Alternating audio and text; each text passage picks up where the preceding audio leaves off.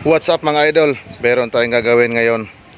Ito ay K6E DE64. Kung ganito ang unit mo, ito, may isi-share lang ako.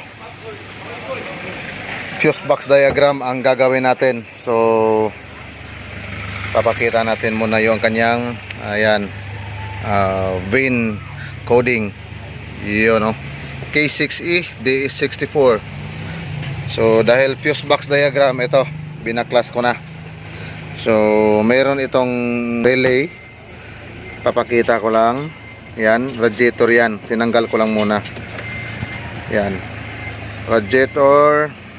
Ayan, compressor, fuel pump, main line, papuntang computer box, main relay ito. Yan, at saka start na relay, papunta naman itong front blower. Yan, ito, radiator, compressor, fuel pump, main relay. Yan, ito naman ang kanyang starter. Yan, starter relay. Ito yung front blower. Yun, no? Ito yung kanyang mga fuse. Yan, fuse link itong malalaki. Ito yung kanyang mini fuse. Yan, kung medyo halimbawa malabo sa inyo mga idol, pwede nyong i-screenshot ito. Yan, yun, no? Yun, kung ganito ang unit ninyo. So ito, medyo nahihirapan kasi ako rito. So pagdating dito sa may fuse box, yun, malaking tulong ito.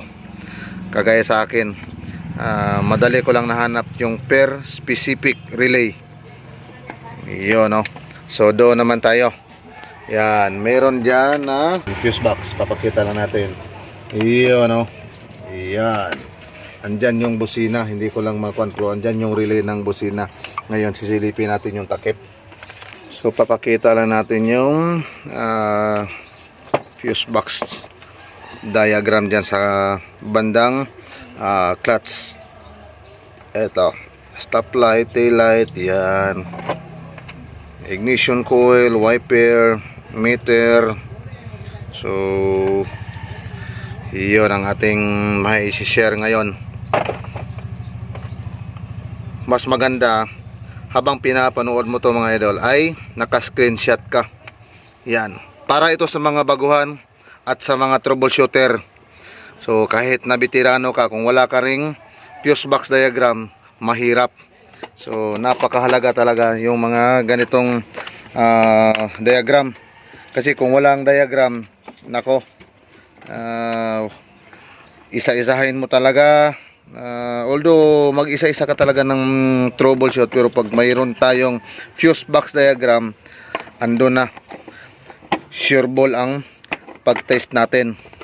So kung ganito ang engine niyo, so yan, madali na lang. Meron na tayong fuse box diagram. Iyon, no?